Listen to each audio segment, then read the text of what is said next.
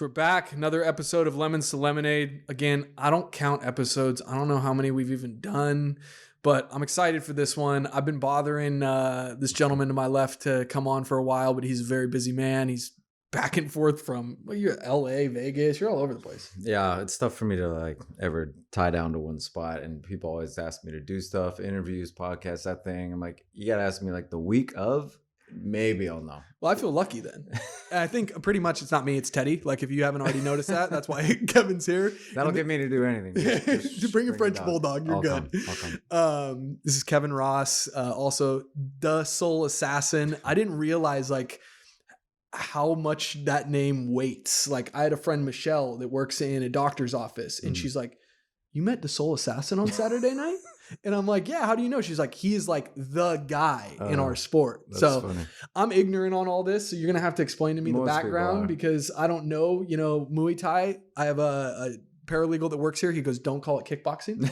Just don't call it kickboxing." He said, "Call it Muay Thai." So I just want to kind of talk to you. I want to kind of get your story, man. I saw you on Joe Rogan. You're obviously really good friends with Artem, who I love to death. And what fascinated me about your story is not the Muay Thai and not that you've, climbed up to be one of the best in the sport and you're kind of an icon in what you do, but more your pivot point early on in life. Because I watched on Rogan, you were talking about how you were not in a good place and you were, whole life not in a great place and had, your demons and your vices and your shit that you had to deal with. And then all of a sudden you decided to change your life, and you decided to change it based on hard work, put your head down, burn the ships. And I tell everyone that, if you're going to do anything, burn the fucking ships because you can't look back. Yeah. And you really did. You just went full on in. So can you just give us a backstory of where you were and the time frame of where you made these transitions? Sure. Yeah, I'll give you the quick rundown.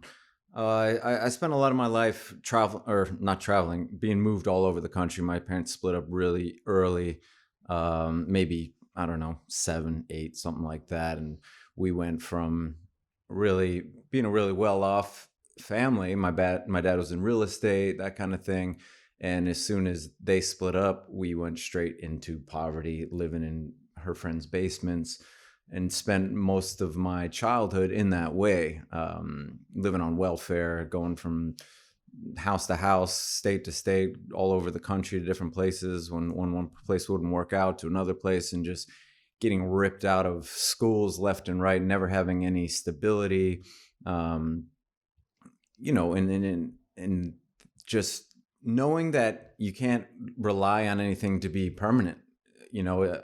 It's a great lesson now looking back, but at the time as a child, you're looking for stability, you're looking for comfort, you're looking for familiarity. And I can look back now and see how much damage that caused and influenced a lot of the negative lifestyle choices I made from there on out. But started drinking at 12. By the time I was maybe 18, I was dependent on alcohol. I had to drink every single day.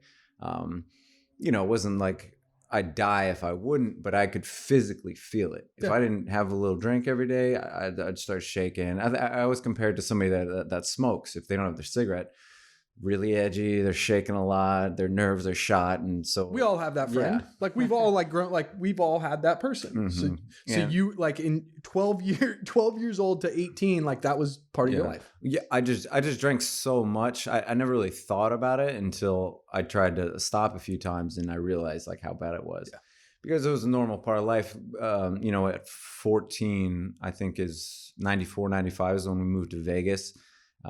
Growing up in Vegas, it's not abnormal, so I didn't even think about it. It was just drinking every day, partying every day, drink, go to work or whatever you do. And for me, I wasn't doing anything. I was just drinking and then wait until everybody else got off work and drinking some more. At the time, happy or void?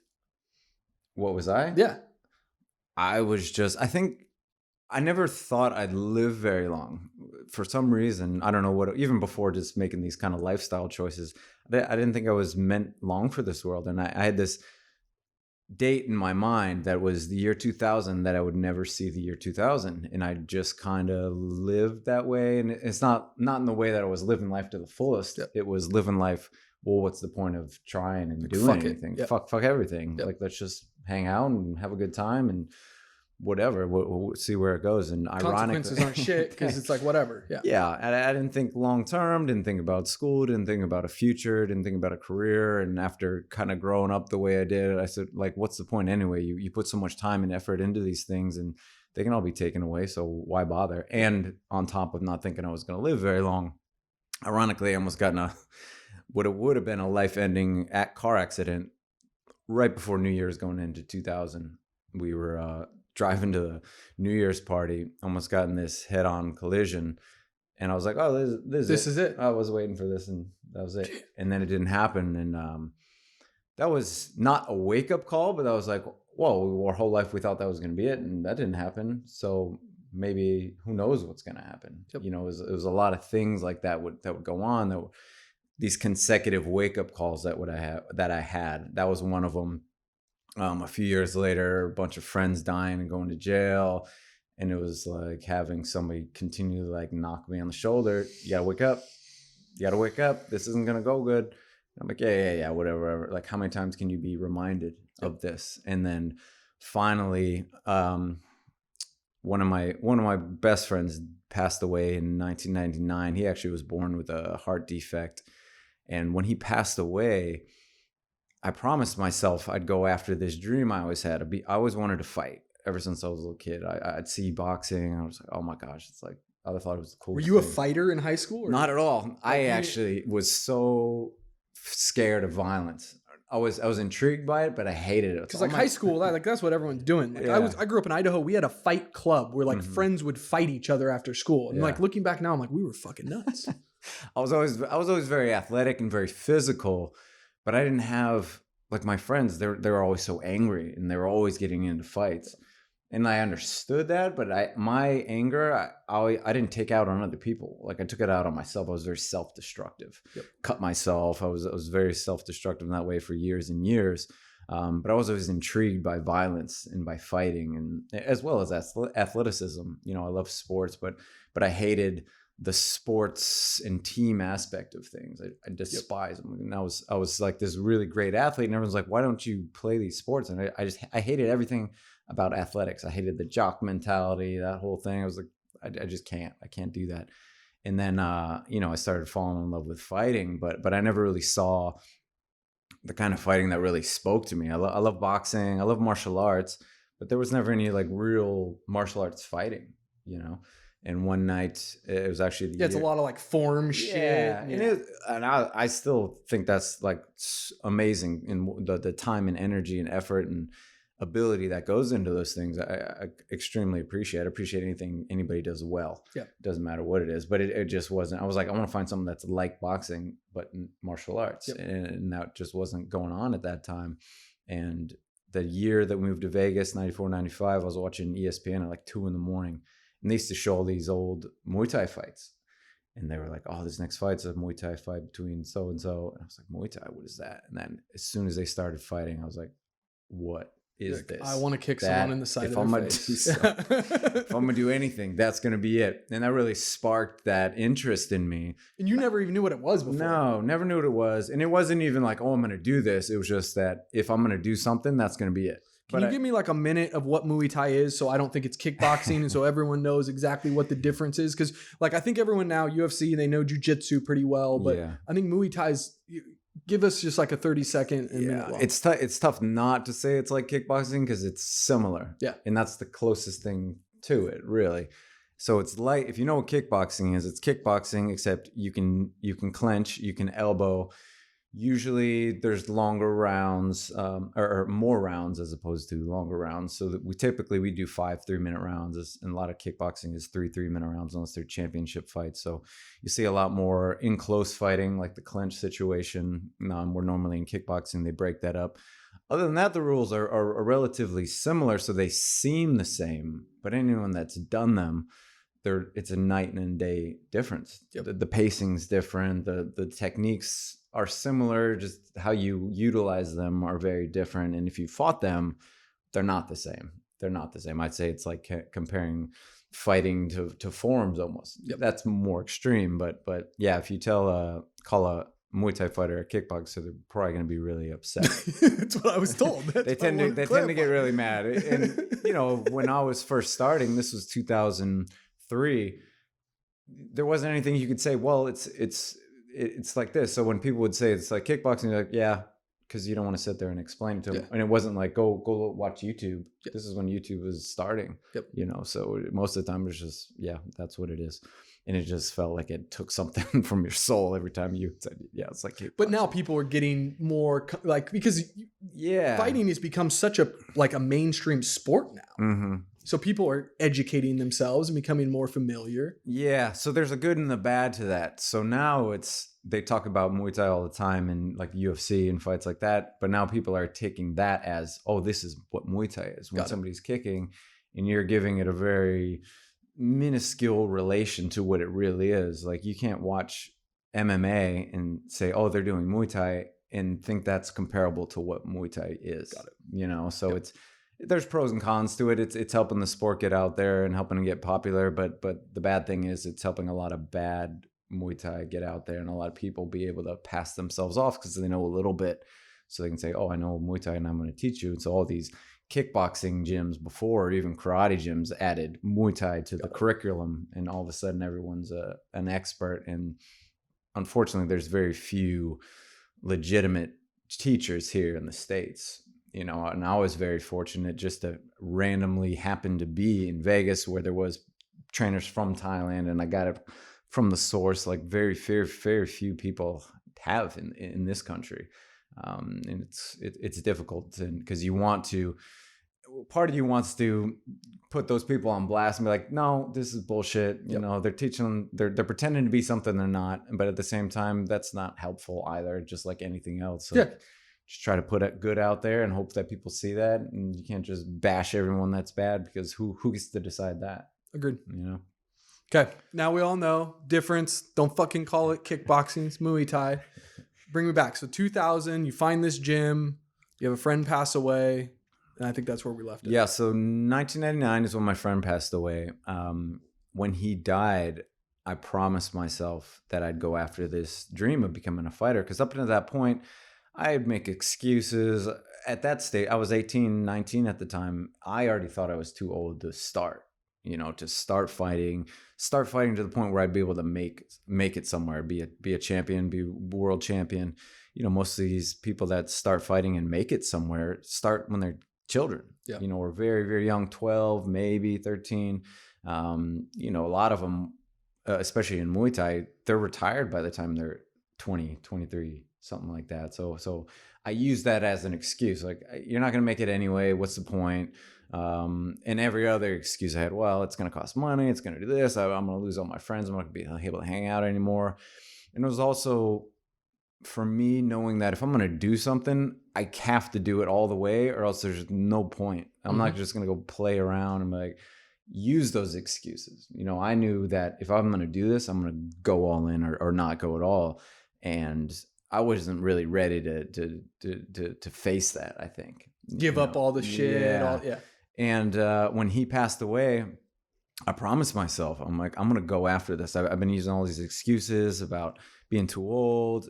And my friend didn't even get a chance to live. He didn't even get a chance to fail at something. And I'm too scared because of X, Y, and Z, So that was my promise I made to myself, and then I made to him, that I'm going to do this. I'm going to go after it. But unfortunately, his passing just sent me and all my friends into just a sprinting towards a downward spiral that we were already on already. And I just got lost in that, the depression and the trauma of losing him. It was just too much, and I just buried it under mountains of alcohol and drugs and, forgot about it. And every once in a while I'd see a fight and it would flare up and I'd just press it back down. I'm like, nah, that wasn't going to happen anyway. You're too old, blah, blah, blah. And then 2002, 2000, like I said, was that close call with the almost dying. And then 2002, towards the end of 2002, it was just this consecutive couple of months of friends dying, friends going to jail. I got pulled over on the 215 in Vegas doing like 110. Drunk, going home one night, like 2 a.m. with a buddy of mine. And the cop, for whatever reason, he let us go. And I don't know why, we got pulled over. My friend was freaked out. He's like, dude, we're definitely going to jail. And I just had this calm, like, don't worry, it's going to be fine. And that might have just been, that's just kind of the way I am. Yep. Normally, is just whatever happens, it'll be all right. Yep. I'm handle it. Go to jail. Well, we're going to go to jail. Yep. Going to be all right in jail too. Yep. And we're going to make it all right. And he let me go. And I vowed that night to never, ever drink and drive again, ever. And that used to be just I did it every day because I drank every day. Yep. And it became a very normal part of life. And I promised myself I would never drink again, and I would never get in a car with someone that's been drinking again, which I haven't since that day. And that really limited my going out because one, I was like, I'm not going to pay for a cab, so I'm not going to go hang out with you guys. And this is 2002. Yeah, no Uber. No Uber, no nothing. Even then, I wouldn't have. I'm like, I don't have any money. I can't pay for it. So that really limited a lot of the drinking and going out I was doing. I mean, I was still drinking at home by myself, but that kind of started it. And then again, with more and more friends having these instances happening, I just had a wake up call one day, and I was like, 2-3 years ago, you made a promise that you would go after this. What have you been doing it since? You've been doing worse. Yep. So much worse. I was like, if your friend was alive right now, he'd beat the fuck out of you for wasting your life. You wasted 3 years of your life ever since you promised to turn your life around. And it just like smacked me in the face one day. I was like, I can't do this anymore. And I made a promise to myself to go after this. And this was New Year's going into 2003. Poured out the thing I was drinking, the 40 I was drinking, and I was in the gym 2 days later. And that rest is history. Jesus. And you just like didn't look back. No, it was one of those things, knowing how much time I had wasted, that I couldn't do anything that was going to distract me or keep me away from it. It didn't matter my alcohol dependency or wanting to go out. All those things just didn't matter anymore. I was like, I'm so far behind. Let's pretend I should have started when I was 14. I've wasted almost a decade, and I'm trying to catch up. So everything I did, everything I thought about, everything I looked at was to try to be as good as I could possibly be. Everybody I fought, every second in the gym, every second out of the gym, was pushing towards this goal of being the best that I could be. And that mentality has never stopped to this day. And it's been 20 years almost. And your confidence is just built and built and built. Yeah. I mean, the one good thing about it is it's always kept me in that mindset of humility and knowing, like, no matter how much I've done, I still feel like I just started. I'm just like somebody else that's just walked in the gym for the first day. I'm just trying to be as best as I can be. Yep. The thing I realized was, even if I can't get to where I might say I could get to, I don't know where that is unless I do it. Yep. I'm just sitting here saying, "Oh, I'll never make it." You're your only limiting belief. Right. It's like, well, how do you know how far you can make it? How do you know you're even going to fail unless you just try? Yep. So what I realize is, you're guaranteed failure by not trying. At least try it and know that you failed. Yeah. That you're going to be much better off. You're going to feel better that you actually did it. And even going after that thing will develop you as a person, develop your mind, develop your character. And even in failure, you're going to learn a lot. You're going to grow. You're going to know that you went after this thing. Yep. And maybe it wasn't meant for you, and that's okay too. I tell everyone, regret's going to hurt a whole lot more than failing will. Yeah. Like, regret will keep you up at night. Regret will fucking eat at your soul, because that's something that you have to own. Yeah. No one else. I want to just really quick, you had that pivot point of life, and that's kind of like what we talk about is like those transitions. Do you think it was more I don't want to waste any more time and the understanding of the time you wasted? Or do you think it was more of, I owe this to my friend's legacy?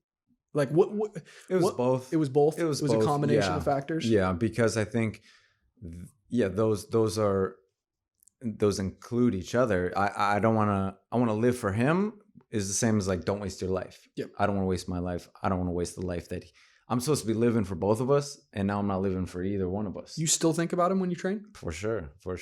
And It's still something that is like a motivator. It's still a push. It's just always there, It's like having him with me as I'm doing things, and it's not even just fighting. It's really everything that I do is just keeping that at the forefront of my mind. We're not guaranteed anything. Any second at the end of the day, I do my best to remember that and not let just the normalcy of life and then the habits of life and the routine of life lose sight of those things. If your friend walked in the door right now, like he hasn't been watching you, like what do you think he'd say? Like, what the fuck? Like, well, that's the thing too, because like we had like a reunion 2 years ago for his 10 years since his death, and I hadn't seen a lot of my friends since then. Yep. And it was such a strange thing to go back. I mean, they've obviously, because of the way the world is now, you can see the things that I've done. Yep. And then keep track of that. And it was very surreal to be in that position and talk to them and, reminiscing about those old times. He wouldn't know. If you met me back then, you wouldn't ever know I was the same person that I am today. Yep. At all. Not even a little bit. How much happier are you now? How much happier? Night and day, I would say. Like, it's not even the same person. No, not the same person at all. My whole life up until the point of turning it around, I just became a victim of life, and I allowed myself to have that victim mentality. And it's like, all these horrible things have happened. You are a victim of those things, but that victim mentality is a choice. And that's what I didn't realize. And it still took me a long time to figure out is you still have a choice what you do with it. These events don't necessarily have emotions to them. We give them emotions. We give them purpose. We either let them break us down or we let them build us up. And I equate everything to fighting now, because in a fight, you're going to win, you're going to lose. It's your choice what you do with it from there. Yep. What happens there? Because you can have a win and it could be the worst thing ever for you because you don't take it the right way. You don't learn and progress from there. That's why a lot of people tend to grow more from their losses than their wins. Yep. Now, if you can do both, that's ideal. Yep. But those losses force you to view everything under a microscope. What could I have done better? What adjustments do I need to make? Or was it just an off day? Those things happen too. And I think you can relate all those things to life as well. And it's really helped put a lot of things in that perspective.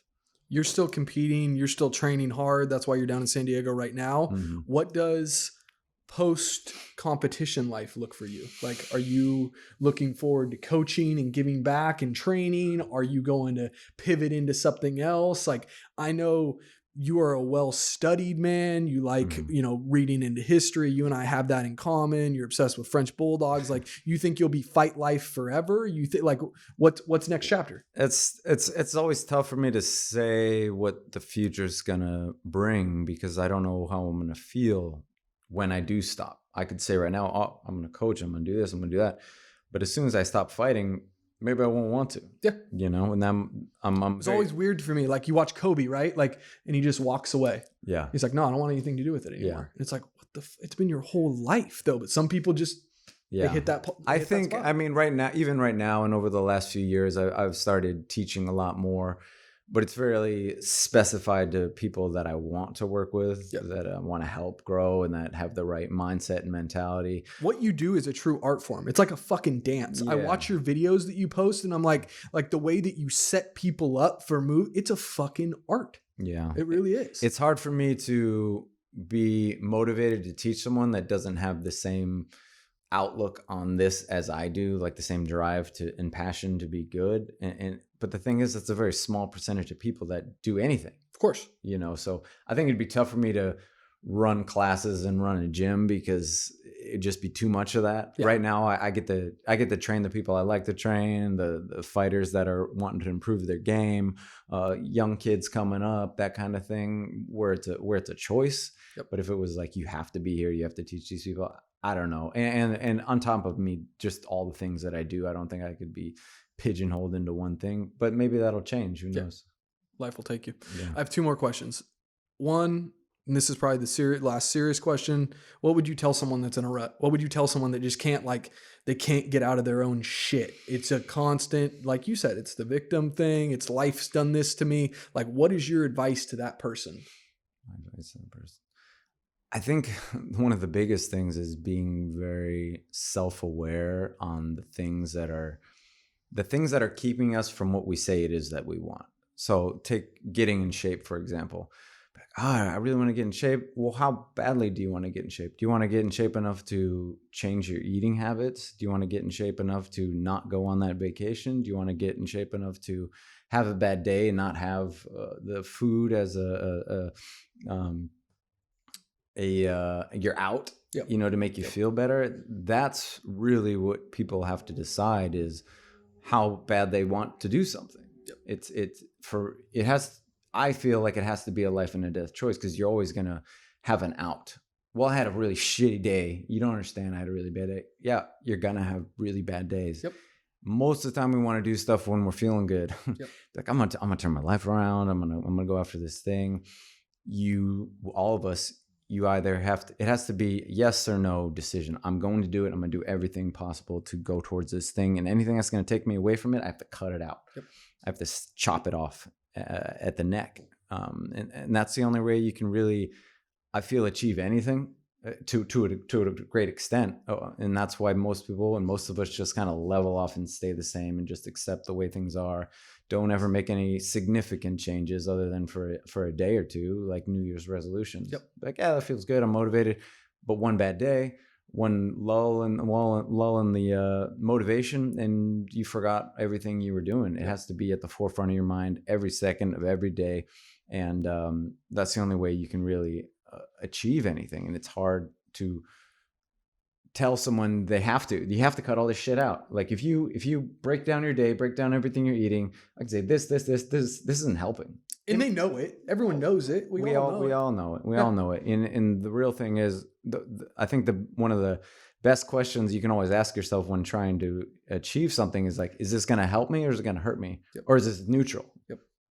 Only do the things that can help you. Yep. And really limit the things that are neutral, and definitely don't do the things that are going to take you away from it. You're either going in one direction or the other. You're either getting better or you're getting worse. Because if you want drastic change, you have to drastically change. Like, constantly. That's just the way that life is. And the thing is same thing with fighting. You have to maintain that beginner mentality. You're always trying to push and get better. Not, I made it to here, now I'm good. Yep. You're never good, because as soon as you're good, you're declining. Yep. Last question. Might be the most important question. Was there ever a time where Artem could take you in a Muay Thai fight? Ever a time? Even on a lucky day? Well, we fought in different weight classes, so. Okay, that's the fucking most political answer that you could have given. Artem, that's an easy out right there for you, buddy. Seriously, thank you for coming on. I appreciate it. Man. Your story's amazing, man. I really have enjoyed watching the way that you communicate yourself, especially through this year, especially through the pandemic and all this shit that we've seen. You're a role model to a lot of people, man. And I look up to you and how you carry yourself and how you live your life. And I just, I hope you know that. I appreciate that, man. It's pretty fucking cool that you've been able to, turn your stuff around on a dime. And now you have people that are looking up to you and following your footsteps in life. It's pretty fucking cool. Thanks, man. I appreciate it. Of course. Thank you for taking the time.